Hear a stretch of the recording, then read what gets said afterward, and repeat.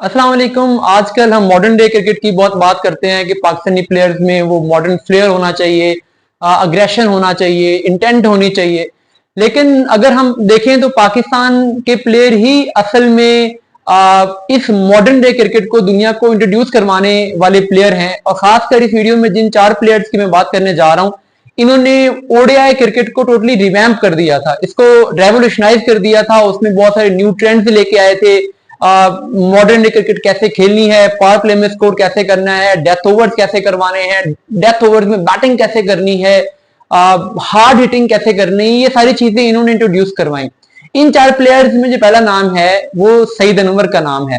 देखिए, हम लोग नॉर्मली सुनते हैं कि 96 के ओडीआई वर्ल्ड कप में सनत जसूरिया ने जो दायरे की बैटिंग होती थी उसमें फील्डर के सर से ऊपर शॉट्स खेलने का ट्रेंड स्टार्ट किया, पावर प्ले को एक्सप्लॉइट करने का ट्रेंड स्टार्ट किया। लेकिन फैक्ट ये है कि 1990s में, बल्कि 1989 में जब सईद अनवर का डेब्यू हुआ था, तो अपने तीसरे या चौथे ही मैच में इंडिया के अगेंस्ट उन्होंने 24 बॉल पे 37 रन की इनिंग्स खेली थी। यानी 130 प्लस का स्ट्राइक रेट उनका उस इनिंग्स में था। और उसके बाद 1990 में ऑस्ट्रेलिया के अगेंस्ट उन्होंने एक ऐसी इनिंग खेली जिसमें उन्होंने 150 प्लस के स्ट्राइक रेट से बैटिंग की। और इसी साल उन्होंने श्रीलंका के खिलाफ एक बड़ी 100 स्कोर की, 126 रन स्कोर किए। और कितनी बॉल्स पे? 99 बॉल्स पे। आजकल भी अगर कोई भी ओडीआई बैट्समैन 99 बॉल पर 100 स्कोर करता है तो हम कहते हैं कि यार बहुत जबरदस्त स्ट्राइक रेट से बैटिंग की है, बहुत तेज खेला है। आजकल भी आमतौर पे 100 बॉल पे होती हैं, 95 बॉल पे होती हैं, लेकिन 99 बॉल पे 126 रन की इनिंग्स उस टाइम पे, कब? 1990 में। तो आप इमेजिन करें कि सईद अनवर ने उस टाइम पे मॉडर्न डे क्रिकेट को कैसे रेवोल्यूशनाइज किया था। और इस इनिंग में उन्होंने 5 सिक्सेस भी लगाए थे। उसके बाद फिर आगे जाके 96 में सनत जसूरिया तो बहुत लेट आए, तो इसलिए सईद अनवर वो पहले ओपनर थे जिन्होंने पावर प्ले में तेज खेलने का ट्रेंड स्टार्ट किया था। और 96 से क्वार्टर फाइनल भी अगर आपको याद हो, इंडिया के अगेंस्ट जैसे आके सईद अनवर ने स्टार्ट किया था, बिल्कुल उन्होंने वहां पे क्राउड को साइलेंट कर दिया था और लगा था कि पाकिस्तान तो वन साइडेड ये मैच जीत जाएगा, लेकिन बाद में पाकिस्तान कोलैप्स हुआ। एनी हाउ, तो सईद अनवर मेरे ख्याल में पावर प्ले के जो 15 ओवर थे उसमें फील्डर्स के ऊपर से रन करने वाले, तेज बैटिंग करने वाले, पावर प्ले को एक्सप्लॉइट करने वाले दुनिया के पहले बैट्समैन थे। उसके बाद अगर हम देखें तो एक और प्लेयर है पाकिस्तान के ऑलराउंडर अब्दुल रजाक। आजकल जो हम टी20 क्रिकेट देखते हैं उसमें जो सबसे हॉट बैट्स हैं वो किन पे होती हैं? एंड्रे रसल पे हो जाएंगी, कैरन पोलार्ड पे हो जाएंगी, डेवन ब्रावो पे हो जाएंगी, हार्दिक पांड्या पे हो जाएंगी।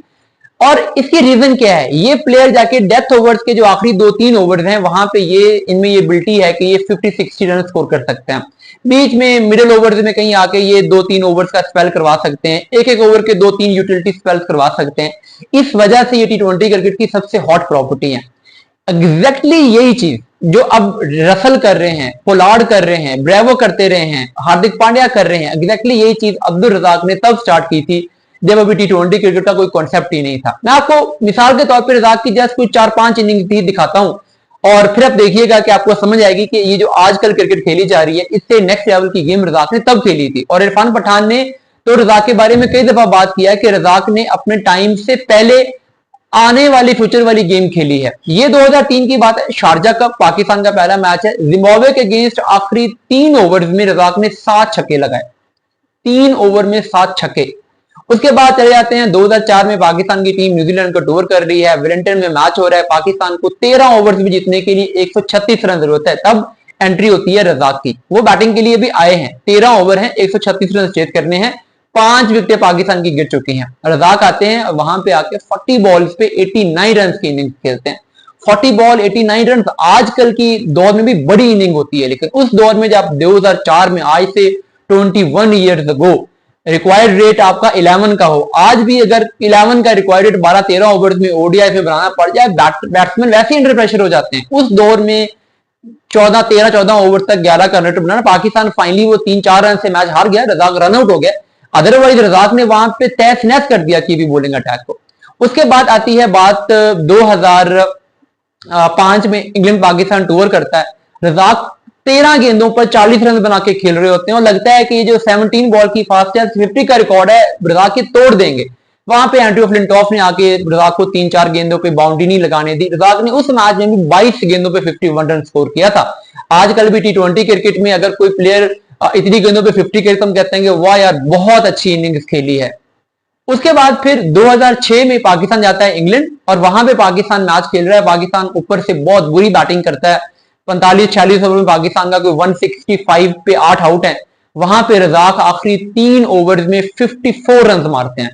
3 ओवर्स में 54 रन इंग्लैंड के अगेंस्ट, इंग्लैंड में 2006 में, आज से 19 साल पहले की बात है ये। और पाकिस्तान 235 तक जाने में कामयाब होता है और मैच ऑलमोस्ट जीत जाता है। आखिरी 3 विकेटें इंग्लैंड की रह गई होती हैं, 35-40 रन, तो वहां पाकिस्तान से आउट नहीं होते। तो ये एक फिनोमिनल इनिंग्स थी रजाक की उस दौर में, 3 ओवर में 55 के करीब रन करना। फिर पाकिस्तान 2010 में जब इंग्लैंड जाता है तो वो इनिंग जिसमें रजाक ने आखिरी 9 गेंदों में 9 की 9 बाउंड्रीज मारी। आखिरी 9 गेंदों पे रजाक ने 49वें और 50वें ओवर में टिम ब्रेसनेन और जेम्स एंडरसन को 9 गेंदों में 8 चौके और 1 छक्का, यानी 9 की 9 बाउंड्रीज मारते हैं रजाक वहां पे। आजकल भी 9 गेंदों पे 9 बाउंड्रीज लगना इम्पॉसिबल लगता है, लेकिन रजाक ने तब मारी थी। फिर साउथ अफ्रीका के अगेंस्ट रजाक की इनिंग थी 2011 के वर्ल्ड कप से पहले जो सीरीज हुई थी उसमें, वो तो आपको याद ही होगी जब रजाक ने सिंगल हैंडेडली मैच जितवा दिया था, जो कि रजाक के करियर की शायद बेस्ट इनिंग है। तो रजाक ने वो काम किया है जो बाद में 10-15 साल के बाद T20 स्पेशलिस्ट ने काम करना शुरू किया। तीसरा नाम इस लिस्ट में शाहिद अफरीदी का है। जैसे मैंने रजाक की बात की कि रजाक ने अपने दौर से पहले वो T20 स्पेशलिस्ट वाला रोल प्ले किया था जो आजकल बड़े बड़े ब्रांड जो T20 क्रिकेट के हैं वो प्ले कर रहे हैं। इसी तरीके से अफरीदी का अगर देखें तो 96-97, आज से 28-29 साल पहले आके वो 37 बॉल पे 100 मार देते हैं। और आज भी अगर कोई प्लेयर 43-44 बॉल पे 100 स्कोर करता है तो हम कहते हैं टूर्नामेंट की बेस्ट इनिंग्स है। अभी विंस ने 43 बॉल पे PSL 100 स्कोर की थी, वो इस PSL की बेस्ट इनिंग्स थी। तो आज से 29 ईयर्स पहले, तकरीबन 30 ईयर्स पहले, 3 डेकेड्स पहले अफरीदी 37 बॉल पे 100 स्कोर करते हैं। एक अनबिलीवेबल चीज थी। और सिर्फ वो 100 नहीं, उसके बाद अगली 15 साल में जो 10 फास्टेस्ट 50 स्कोर हुई उसमें से 4 या 5 अफरीदी की हैं। जो 10 अगली फास्टेस्ट 100 स्कोर हुई उसमें से 3 या 4 शाहिद अफरीदी की हैं। स्ट्राइक रेट उनका 120 के करीब चल रहा है ओडीआईज में, जबकि 70-80 स्ट्राइक रेट बाकी बैट्समैन का हुआ करता था।